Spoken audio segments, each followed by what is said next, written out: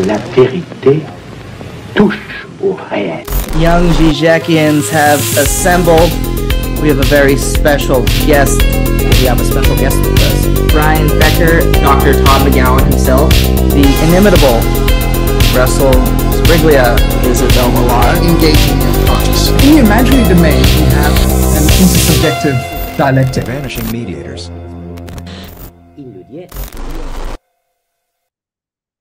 What is up, everybody?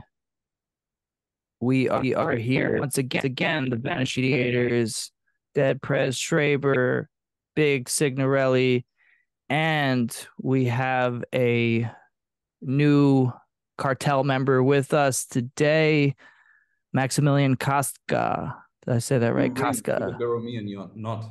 Right? Yeah, that's right. What are you, imaginary, real, or symbolic, Max? I would really like to be symbolic. Of course you want to. Who doesn't want to be symbolic? Yeah. I don't want to be the real. That's very traumatic. Well, I would say I'd probably have to be the real because, well, if you're Dead Prez Schraber, you're just caught in the imaginary. I'm the Signorelli because I'm the forgotten name by Freud. Yeah, I mean, the imaginary, it gets pretty short shrift as the registers go, but it's also the most fun. Yeah. What would you do without the imaginary? So I'll take it. Andrew's the real. He's the analyst after all. He's got to embody the real in a sense. Max, you're the graphic designer of the bunch, so actually I should then be the imaginary, I guess. Then you should be the imaginary. All right, I'll be symbolic. Yeah, because you're playing. Well, you're playing with language with your title. If any of you viewers have noticed that we've upped our game aesthetically, it's all thanks to the imaginary third here, Max. He is a graphic designer and he's provided us with some very beautiful thumbnails as of late. So thank you, Max. He is a vanishing theater. BS thumbnail, my favorite of all. Yeah. BES.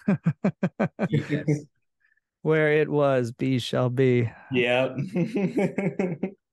All right. Well, Max should be joining us semi-regularly, if not all the time, for these readings. And we're going to dive right back into the psychoses. We're on, which chapter are we on, fellas? We're on 5 and 6. Or 5. And who, Max, you're presenting? Is that I'm right? presenting, yes. Very professional of me to question 15th time who's presenting. Anyway, big other. You have to have all the rules. The floor is yours, Max. Okay. Let's see here. So the chapter is called On a God Who Does Not Deceive and One Who Does. And Lacan kind of starts out by making the point a million times that he has already made a million times before, which is neurosis is completely structurally different from psychosis. And it's structurally different in the sense that the psychotic does not have the linguistic tool that is verneinung, right?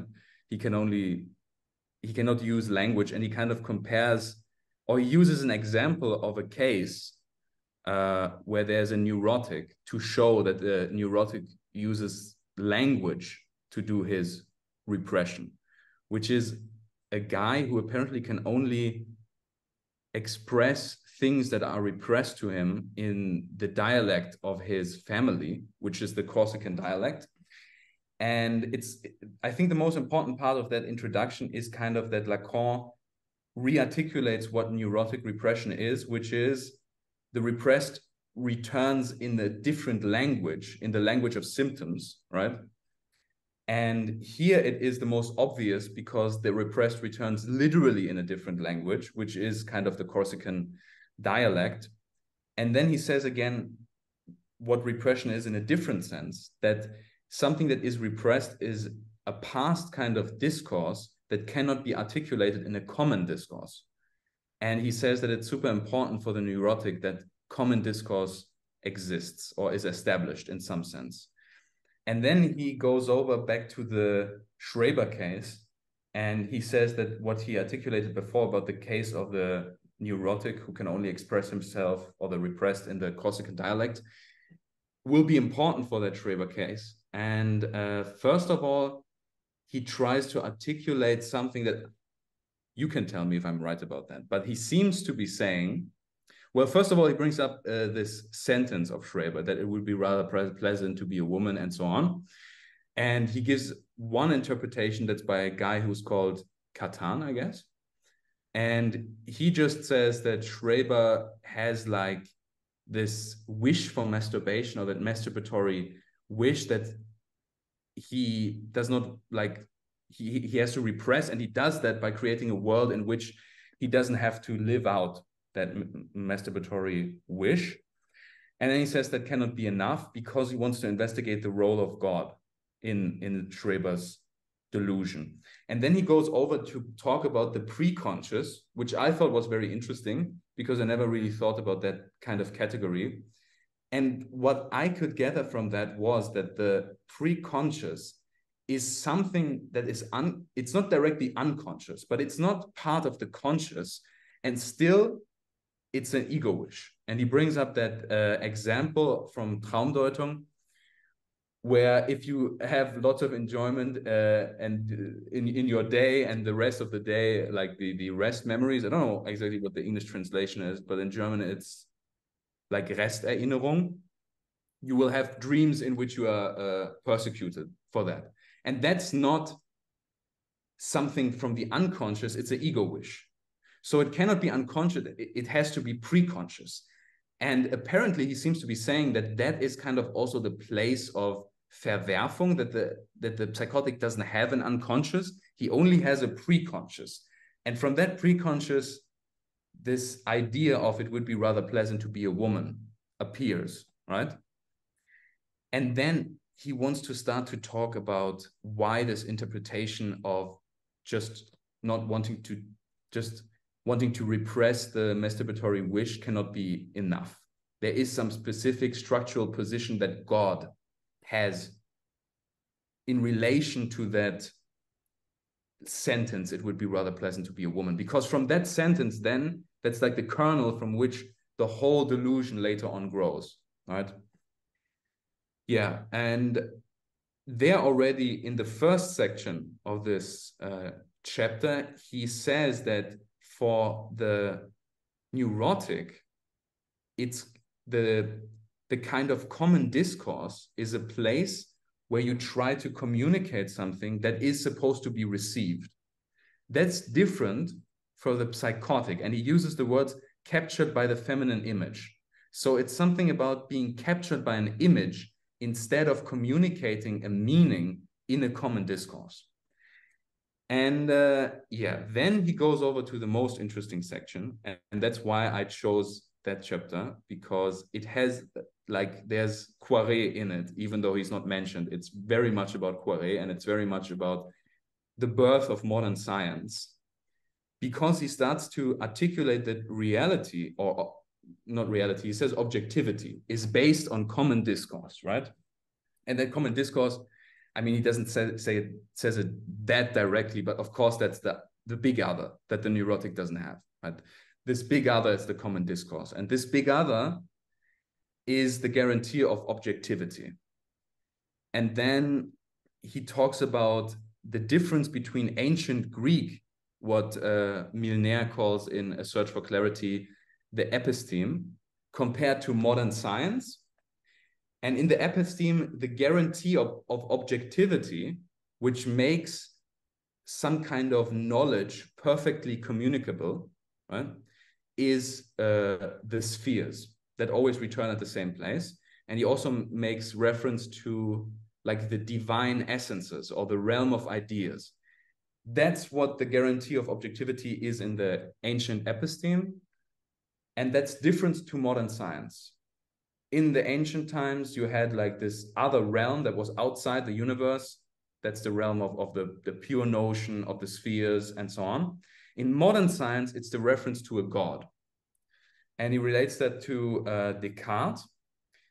And the thing I was struggling in with this kind of section here was, if I'm not mistaken, the big other is different from the little other in the sense that the big other can deceive us. But here he seems to be saying that the big other cannot only deceive us, but he is also the guarantee of an objective reality, which makes communication possible, which makes a common discourse possible. That was the biggest question I had. So he can deceive us, but at the same time, he's the guarantee of objectivity, which is kind of weird because the difference to psychosis is that there is no doubt, right? But let's get back to the episteme and science. So every common discourse is based on something that cannot be doubted. In the ancient times, it was the spheres. In modern times, it's God.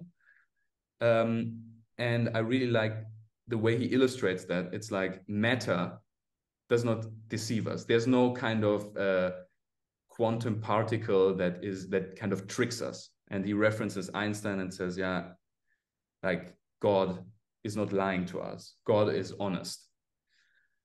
Yeah, and that's that part. And I think the most important part here is just that the psychotic does not have that common discourse in which there's something that cannot be doubted. What does he have instead? And then he returns to Schreber and says, in Schreber still there is God. So this kind of symbolic structural position somehow returns in the real, in the hallucination, but this God, this guarantee of reality, doesn't have the same structural position because it is now a little other. It's now an imaginary other. And Schreber has the relationship of someone who has to seduce God, or it's like an erotic relationship. Yeah, and they are kind of playing, at least that's what I could gather. They are playing a game in which deception is possible. So whereas the neurotic has this common discourse, which is based on a God that is not doubted, the psychotic is in relation to this God in a kind of relationships that is about deception, that is about seduction. Yeah, that's kind of that. But I'm not quite sure about that last part. What do you think about that? Because you, Andrew, seem to say the exact opposite before we started the recording. You seem to be that the neurotic or the scientific discourse is based on something that can be doubted or something that deceives us. Well, I think what I was trying to get at was the fact that there is this sort of paranoid element, I think, on the level of the subject of the unconscious, or at least in the way that it's, misrecognized in the imaginary form. But I think ultimately thinking about it from thinking about the perspective between ancient versus modern science, when you look at order, right, there was a specific knowledge about harmony based upon the geometry and the movement of the planets. Now, what is a revolution but the movement of a body? We get our knowledge because everything must return back to its original position. Yeah. That which returns back to its place, the real. Mm-hmm. So the real is that which I was thinking of that too. Yeah. To its place. And so what we get in modern discourse or modern science is at once this paranoia of being deceived by a big other in the form of Descartes with a devil or a demon that could make me deceived on what I experience empirically. But at the same time, I'm also aware that I'm doubting. So there must be an other that has also granted me this faculty of understanding, this cogito that allows me to start from a, basic presupposition, but it's all granted on a big other. But isn't it also interesting that with the birth of modern science and the entrust of certain laws of nature, that it doesn't revolve back to planets or a cosmos that is in perfect harmony, but one that is of uncertainty of where we'll be going. of I pure think linear teleology. But the beauty of the subject of the unconscious is that it is also a hysteric, in which this is where we get the movement of psychoanalysis to be able to investigate not science, but the subject of science as it remains on the level of the unconscious. But I think what Lacan is getting at is showing this common discourse relies on both a deception and a granting of certainty by a big other, but it doesn't operate on the level of Schreber, it seems like. Yeah, I think one important part that I failed to mention that's important for that difference to the ancient kind of science that brought up, like why doesn't the modern science revolve back to that ancient kind of science, is that the modern science, according to Poiret, is based on contingency. And Lacan kind of mentions that, right? He says on page 65 that the universe is created ex nihilo, but also the law is created from nothing. And in that sense, there seems to be some kind of voluntarism involved. And like this, I already mentioned that to Nick, that Milner is just genius, because he kind of puts that into the image of dice being rolled. Right? At the creation of the universe, dice are rolled and they decide the law. And in the moment that these dice fall, there is some kind of moment of contingency, because it could be completely different. It's possible to imagine other universes with different laws of physics, different laws of nature, whereas the ancient episteme is based on necessity.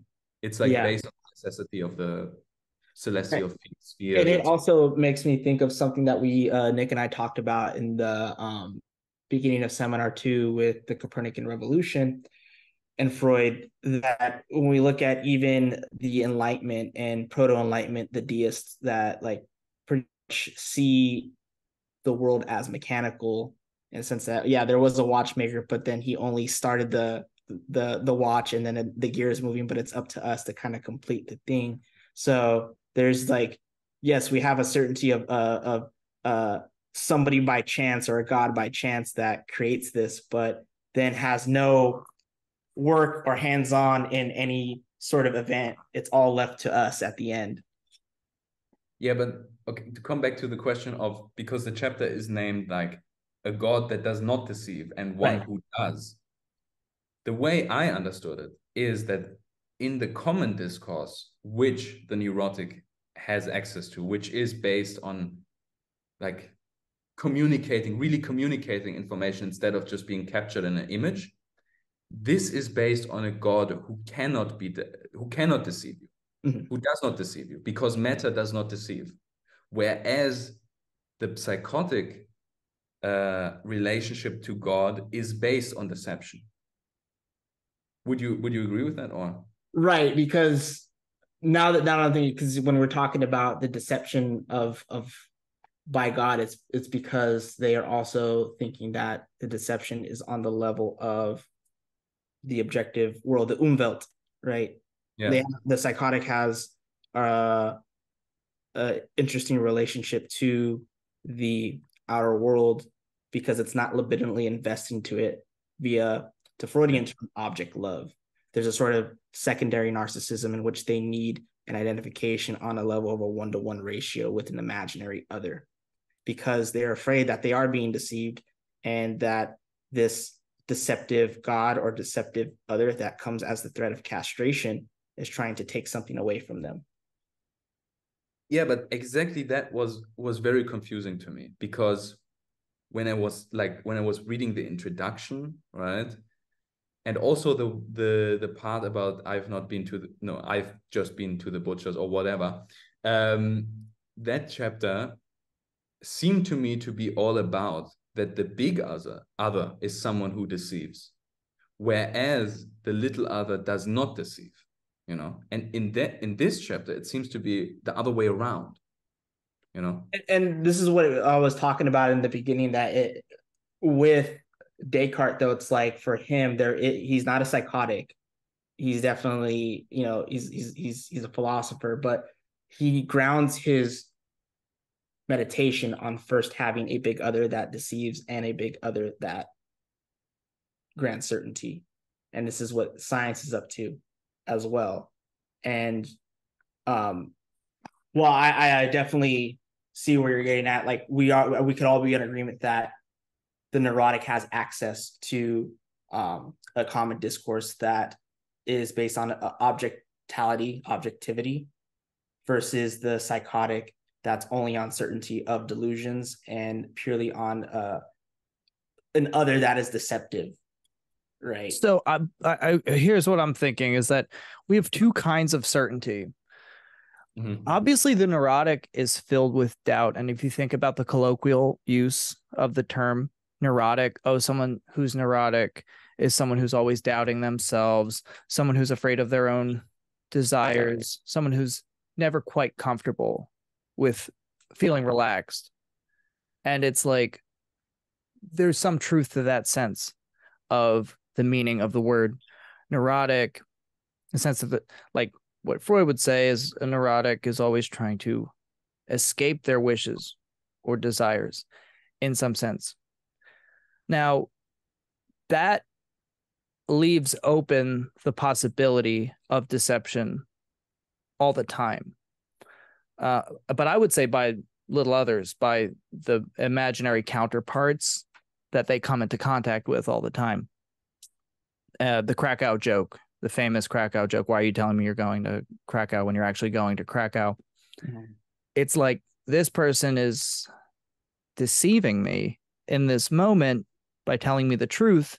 Here's an essential inversion, which in some ways helps us to understand how the big other interacts with the little other. But I don't know if it's a big other that deceives in the sense that like somewhere at some point certainty is guaranteed. It's just where and at what point, and certainty can only be guaranteed if there is this precondition that the little others that we encounter all around us can deceive us. And there's this dialectic in the relationship between the little other and the big other here. Whereas like for Schreber, one thing he is not uncertain of is God's love for him, is what Lacan says. He is certain that God loves him because God is for him, because he's stuck in the imaginary, like the inversion of who he is. So there is a conversion, because it's like he still in some sense recognizes God as something other than him, but what he's gazing at is just the projected amplified image of his own ego in some sense. So God can, I think, even for Schreber, deceive in the sense that he can be unsure of what God tells him, what the sorts of directions and injunctions that God issues mean for him, but that these injunctions and instructions regard him is certain. And I'm trying to connect that with what I was saying before about the neurotic.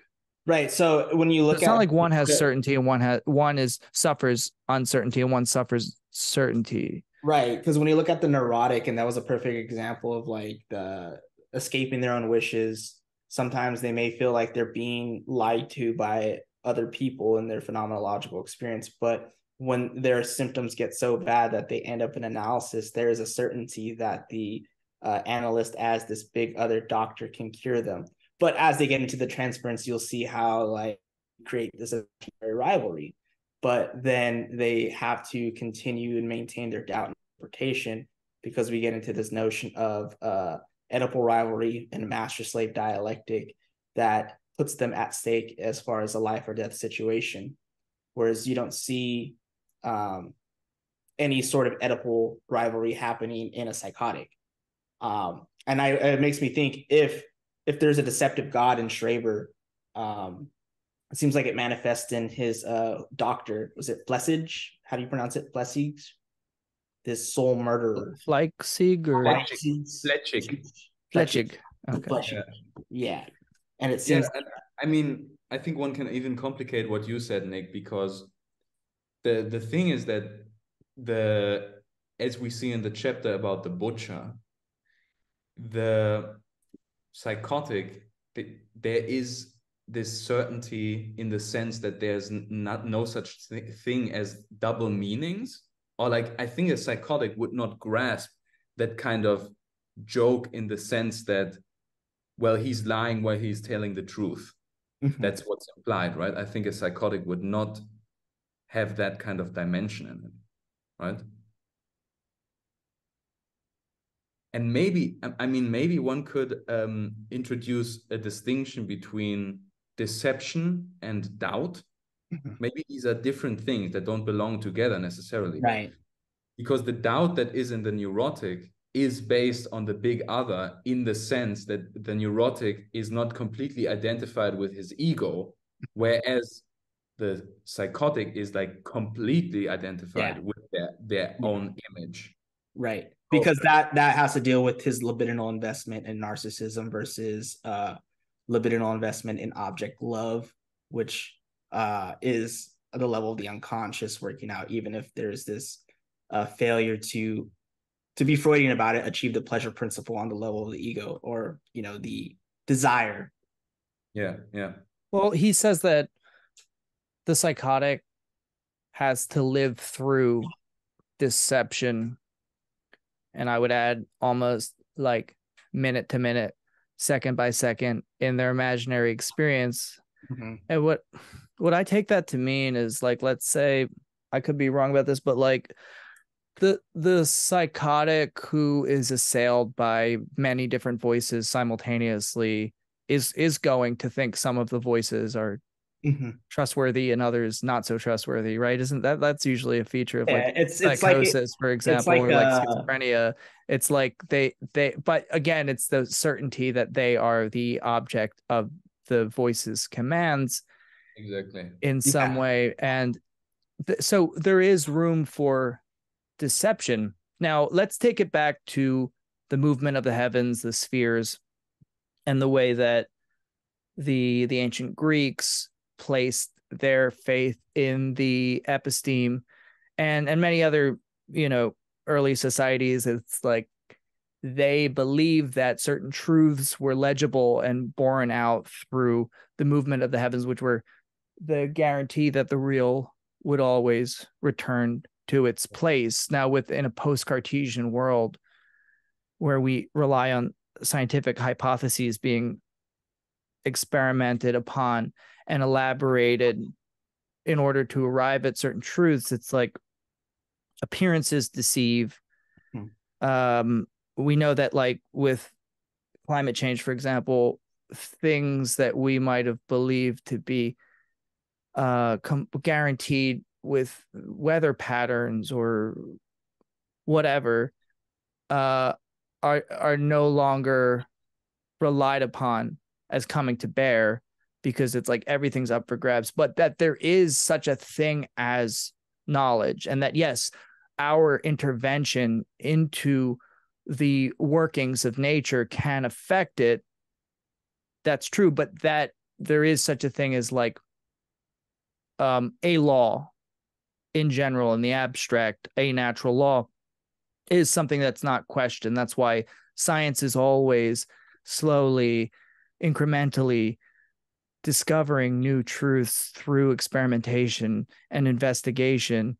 And we say old knowledge must be discarded in light of new knowledge, and this cycle continues. But it's like knowledge is a thing that isn't questioned here. So there's a different kind of certainty there. Right. I mean, the thing that's not being questioned is maybe not knowledge, but that the world has some kind of coherence, right? That matter is not doubted, because matter will not deceive us. So that there is that big other, in the sense that it's not split, right? There's this belief in that there's this entirety of a non-deceptive matter, right? Nature, in some sense. Right. And it makes me think, when you look at like the problems going on with physics, so when you look at like the problem of modern science, where we get things like Schrodinger's cat, or like the Heisenberg's uncertainty principle, which then like puts into question certainty, because something that's different with modern science versus or going back to the ancient science is that things always returned. So based upon these proofs and harmonies, we have certain truths of the cosmos and the order, which with the principles of modern science then bring in uncertainty and doubt.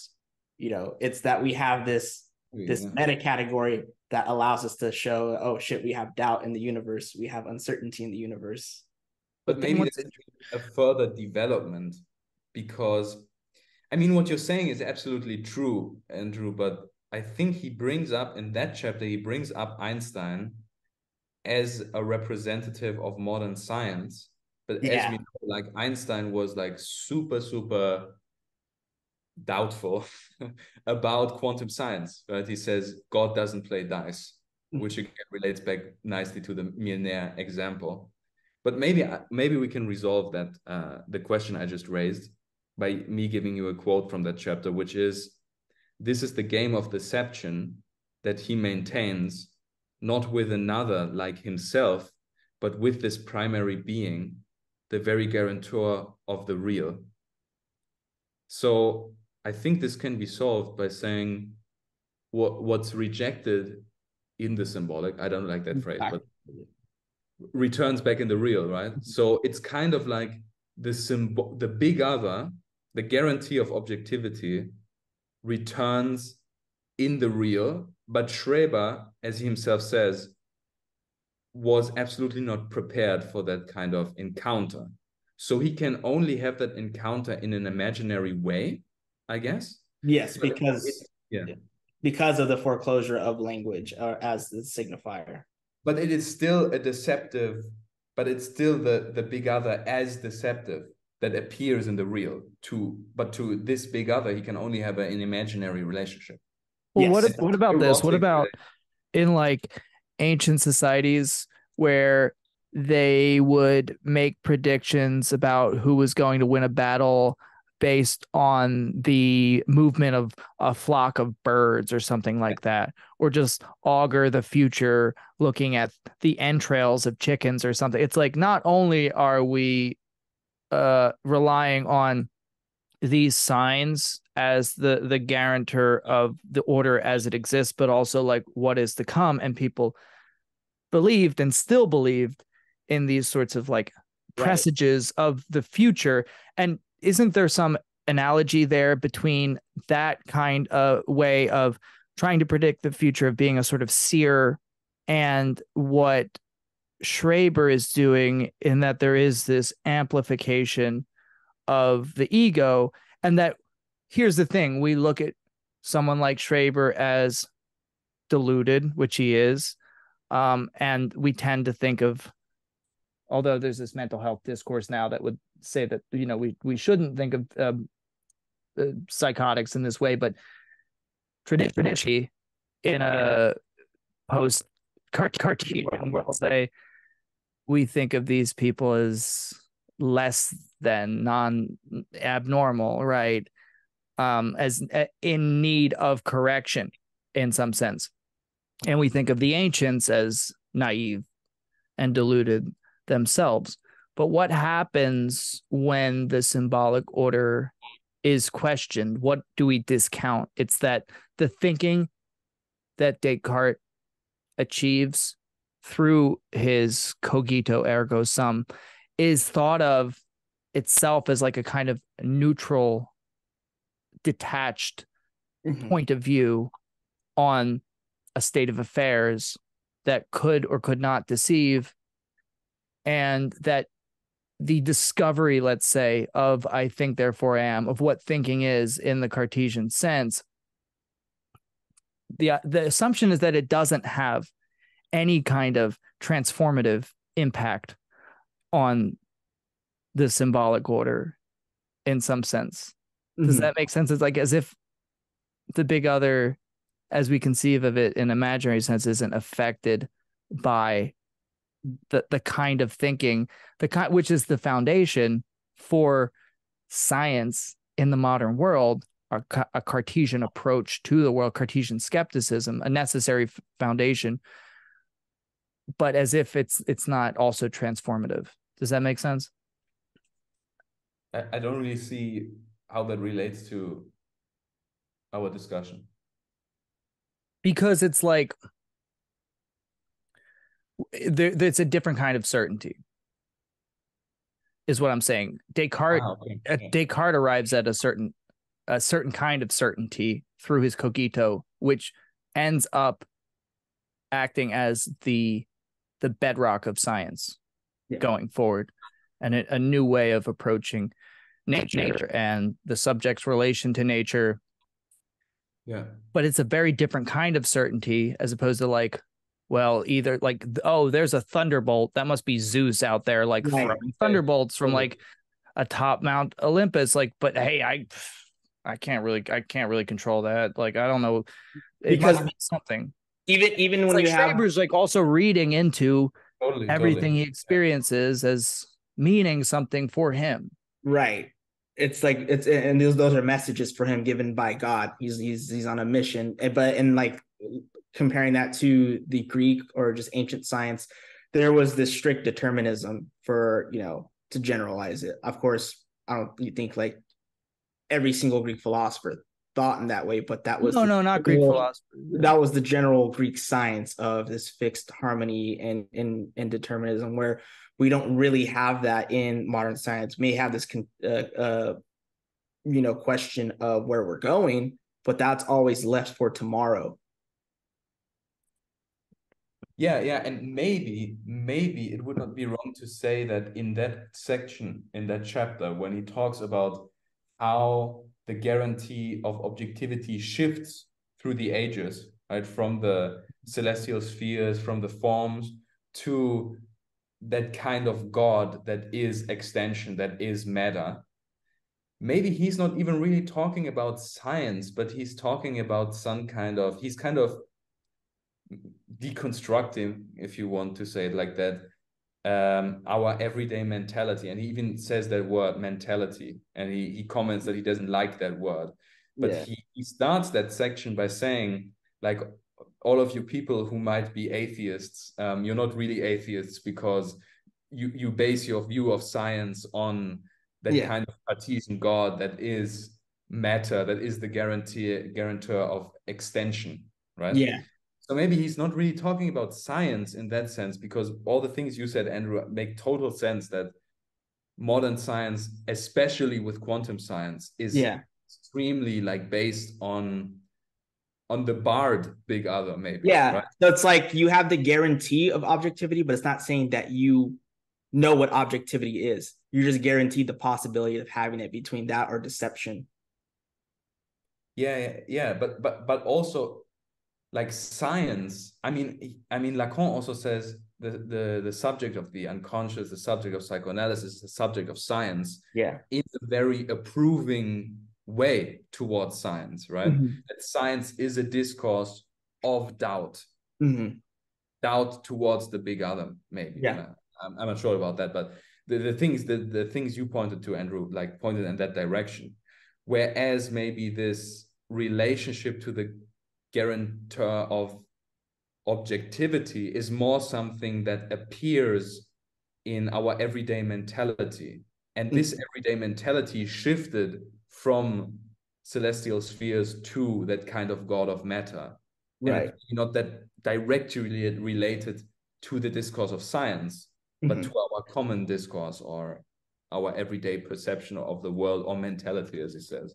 So what's repressed in this conception of the God of matter would be this, I guess, maybe, and I don't know if I'm going about this the wrong way, but maybe I'm trying to fit psychosis into a historical structure which is analogous to psychosis more so, and then that we're like living through a more neurotic age, that the neurotic subject as the subject of science is neurotic because science itself is neurotic and represses something, but I don't know if that's too whimsical. I don't know. I think Andrew was closer to the truth when he said that science is hysteric. Yeah, because then it puts the question. So like the big other comes up in the subject of the unconscious as, you know, the question concerning mastery, or the demand of, on the hysteric side, am I like, you know, the question concerning sexuality and am I a man or a woman, versus the neurotic as obsessional of life and death.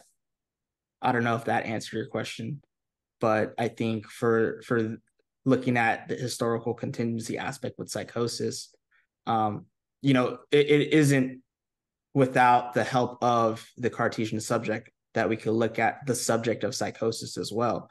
But I think that what happens is that the foreclosure of that sort of hysterical doubt is taken away, as, or the foreclosure of hysterical doubt also occurs because of the common discourse of objectivity and doubt. So there's just this Manichaeanism of like deception and pure certainty that's bestowed onto me, of these like two different, you know, versions of God. And for it's weird because like he says that Schreber takes on this feminine position in order to talk to God at times. And I always see that with like the way that in the psychotic there is a feminine imaginarized position because of the relationship between the baby and the necessary hallucination it has with the mother, when the mother is mother function, a maternal phallus is giving it its like demands, and it's only through the moment of prohibition or the admittance it's a symbolic that then we get signifiers. Yeah, and I think that feminine position, he doesn't really answer that question in this chapter, why it is this feminine position. The only thing he says is that he has this kind of seduction towards God, not directly because of that feminine position, but it's a kind of seduction that's problematic because he cannot totally attract God, but he should be in some sense in that feminine seductive position to also attract God. But it's that imaginary relationship of, am I totally being eaten up and then vanish? Or is the other vanishing and then I also vanish? This kind of, and I think this also puts into question, which I still have a hard time getting at understanding, but the question concerning Schreber's bisexuality and how this feminine position ties into it in this form of delusion.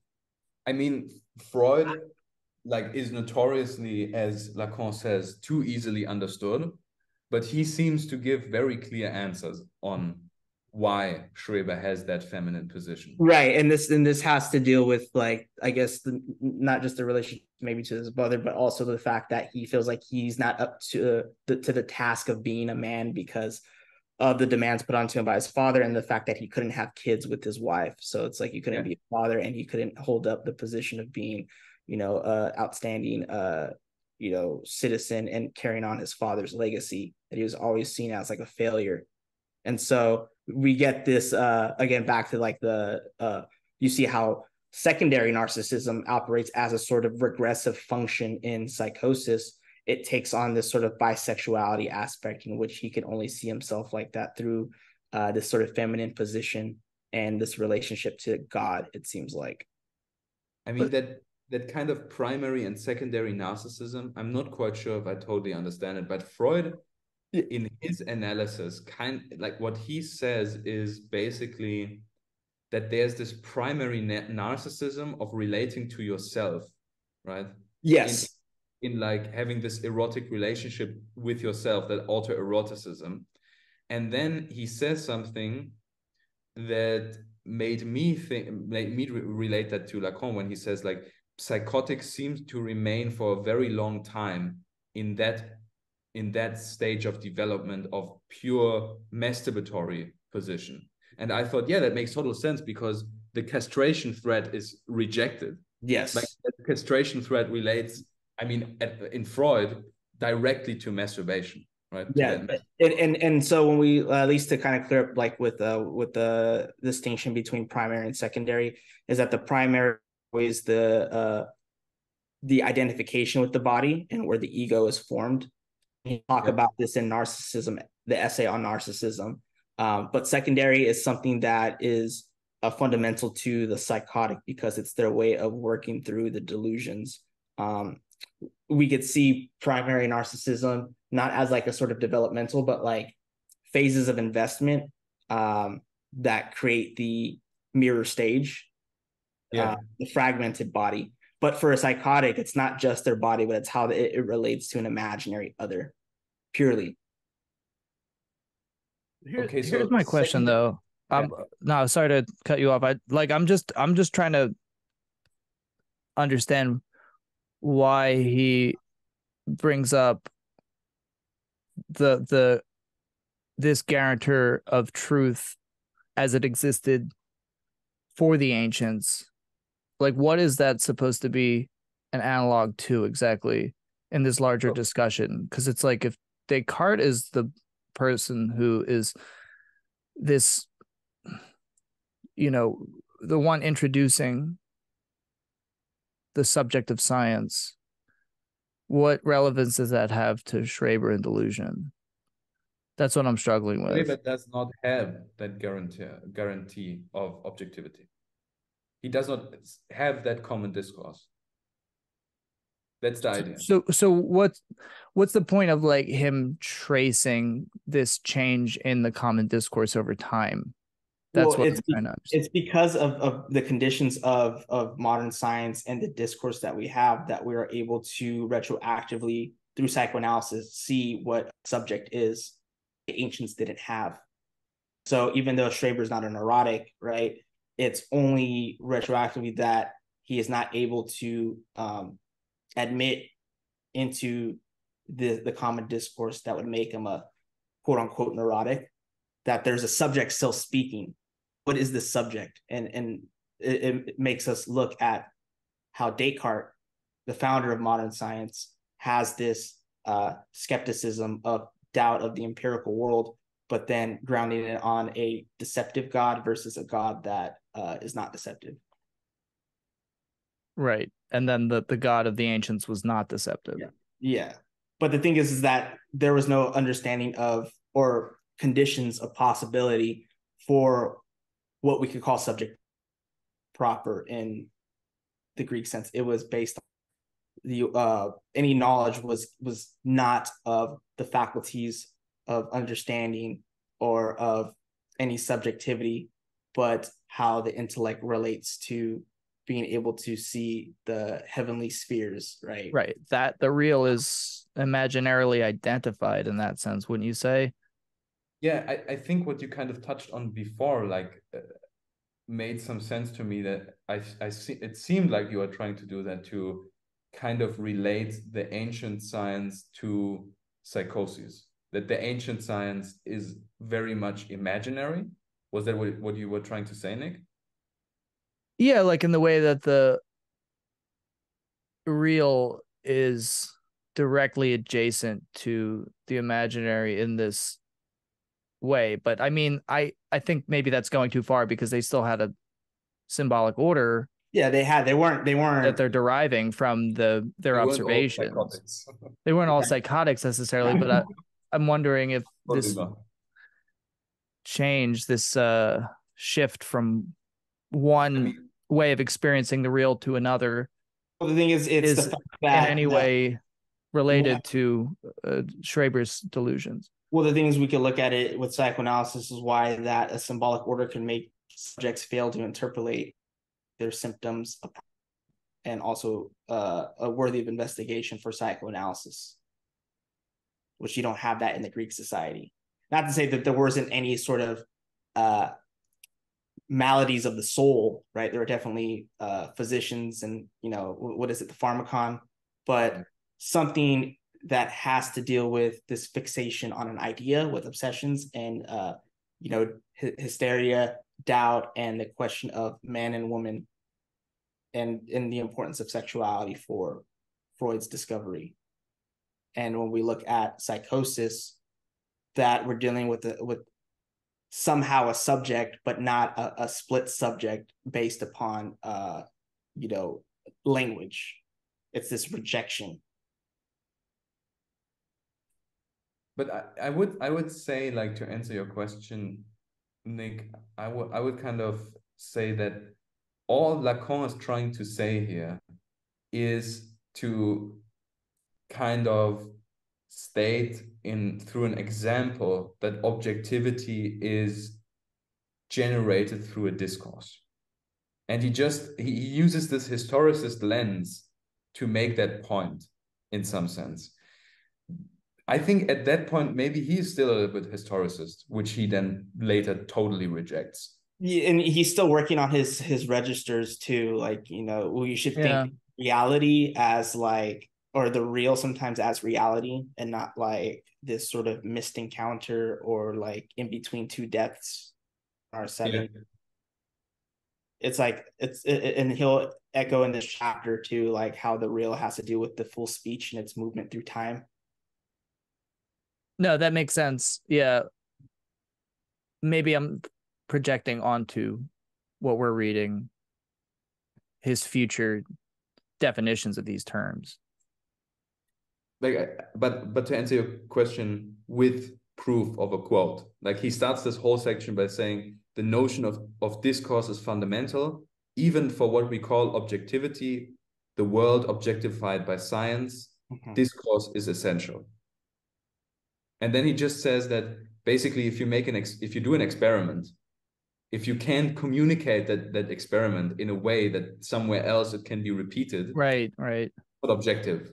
Like the objectivity in some sense is generated through the communication, in the common discourse. And I think he's just in love with Poiret, and he just wants to repeat that whole thing with the shift from the ancient science to the modern science, but he just uses it to make clear that objectivity is discursive. You're talking about Alexander Poiret, right? Yeah, exactly. I it's think like that's a different kind of repeatability than what the ancient discourse was hinged on, in a sense, like just through just sheer observation of these celestial spheres. Right. Now it's like we're experimenting. The fact that there also science was grounded in Euclidean geometry. Totally. Which there's a stasis to that. Which this is what I was trying to get at earlier. It's kind of like with experimenting. The ancient Greeks didn't have the same notion of experimentation that we have, and that experimentation also constitutes a kind of intervention. Right. And also the fact that when you look at like the birth of calculus and with the new physics from not only like you got like Leibniz on one hand, then you got Newton and everything else, that objectivity and the laws of like space and time are put in the sort of objective plane through moving objects, not so much as the harmony of celestial bodies that move in a kind of like crescendo for the Greeks. There's something different and atomized about the mathematics that you see in modern science. Yeah, this is the main thing: contingency and randomness that Max mentioned in the beginning. There's no necessity. So I think pure necessity. What, like, the analog I was trying to draw here was misguided, but I see now it's like sort of these standards of truth throughout time are discursively conditioned, essentially, in that for Schreber, discourse isn't a thing so much. No. Yeah. He's not a creature of language in the way that the neurotic is. Right. And it all goes back to the fact that, like, he's speaking or he's writing, but it has no connection to discourse the way that we have it. Like, when we talk about signifier, right? A signifier is always a binary signifier, which means that you at least have to have two in order for it to reflect upon each other to create a differential network. His use of these certain signifiers, or quote unquote signifiers, like soul murderer, right, are only reference to itself, right? It doesn't expand upon a differential network of, well, what is soul, what is murderer, and then you could get this whole branch of thing, like the whole Saussurian type thing, you know. I think maybe Max could probably piggyback off of that since he's read more Saussure than, you know, myself. But the point is that Schreber is not caught in a differential network. Schreber is caught in this sort of saturated, imaginarized thing to where a word, it has full meaning of itself. Even if the meaning is unknown to him, it's still it's its own support of meaning. Its own support. That's why it's a neologism on its own, rather than, you know, rather than like the portmanteau, right? Porgelli, which only has efficacy in psychoanalysis to relate to the royal road of the unconscious. I mean, this is where D&G comes in with like, what the hell is a body without organs, right? It's something that refers to on its own. This is where like D&G are perfect psychotics when they write, because they talk about certain neologisms that have no reference to any other network of signifiers but itself. It deterritorializes, you know. And but isn't there still... You could even contrast that really quickly. You could even contrast that perfectly to Lacan's interaction with words or word games. I mean, not in the Spanian sense that whereas Deleuze and Guattari, they make these neologisms, Lacan creates these kind of words with multiple meanings that are referential, right? Like nom du père. Yeah. But what do you want to say, Nick? Oh, no, that's a good point. I would like to pick that up later, but maybe I'm just being obstinate, but is there anything to be said about him putting an accent on the historical shift from one way of interpreting this guarantor of truth and then the modern way in terms of psychosis? Is there anything to be said about that? Like a specific kind of inflection that he's placing on the ancients saw it this way. They interpreted truth and reality in this way. We do in this way. And that's a kind of historicist approach. Yeah. But is there anything to be said about that? That's what I'm wondering. I don't think so. I mean, for example, he says here, take Aristotle, everything he says is perfectly communicable. And with that, he means that it is part of a common discourse. Whereas the psychotic, he doesn't create something that is communicable because it's not something that's supposed to be received, but it's just about being captured by a meaning. That's the two things he contrasts: being captured by a meaning and something that's supposed to be received. Captured by an image, sorry, but that's kind of the same, right? A meaning that makes sense. Right, because it can't be received or inverted by an inverted message by another. Exactly, it's something that cannot be inverted, and in that sense, it's like not part of the common discourse. And an image is supposed to, in some sense, like we rely on the image to disclose truth, and it doesn't have to be a visual image. What does Saussure talk about? An audio image is the metaphor that he uses. Anything is an image that we, in a sense, and maybe it's all subordinated to this idea of the visual, but of like that is okay, I can trust the testimony of what I see and hear in some sense. And for Schreber, it's like the world is kind of like that, right? Does that make sense? It's like the world is this sense of capture. Whenever Lacan talks about capture, it's like the lure, right? The captation, the counterpart to the ego that takes us in is always imaginary. And what's imaginary is supposed to be the closest we can get to something like a wholeness, right? Illusory wholeness. But for the neurotic, we can't quite trust the testimony of the image. But for Schreber, because he doesn't have any relation to the unconscious or the symbolic order in this sense, everything, the real, returns always in the imaginary. It always takes form, and in a phantasmagoria is the word that Lacan uses at one point, phantasmagoric kind of constant transformation and transmutation of images. Does that make sense? Yeah. But to pick that up, what you said about being captured without really having a defense in that sense, right? The defense of the symbolic, which creates distance in the sense that the neurotic doubts his own ego, right? And maybe because there's misrecognition, there's that alienation that allows for that to happen. Exactly. And maybe that's because I had some trouble understanding that Lacan kind of, with different kinds of words, he puts the psychotic in a kind of passive position. He says like this whole delusion. That's the feminine position. So that's feminine. Yeah, and like there's no defense that he has against the delusion that kind of comes over him, right?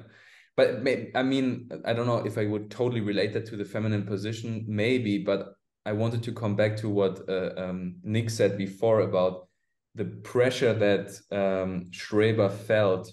I mean, there were different things, right? He got a new title. He got the title of president.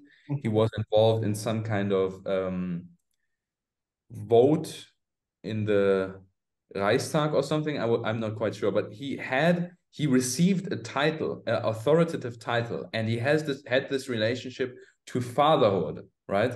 And all these things to me resemble this kind of paternal signifier, this kind of nom du père that appears, and he can't deal with it. He doesn't know how to deal with it. Right?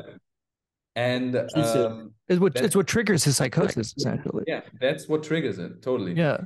And also in Freud's analysis of the case, he said, whatever is repressed, so if you repress something, if there's already something that's similar, it attracts the next thing. Kind of if you repress something about your mother, I don't know, like if there's something similar, this already repressed content is attracts it, right?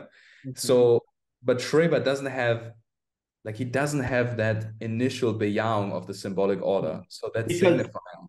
Because what you just said right there about attracting something similar for the repression is the infamous saying for Lacan, a signifier represents the subject for another signifier.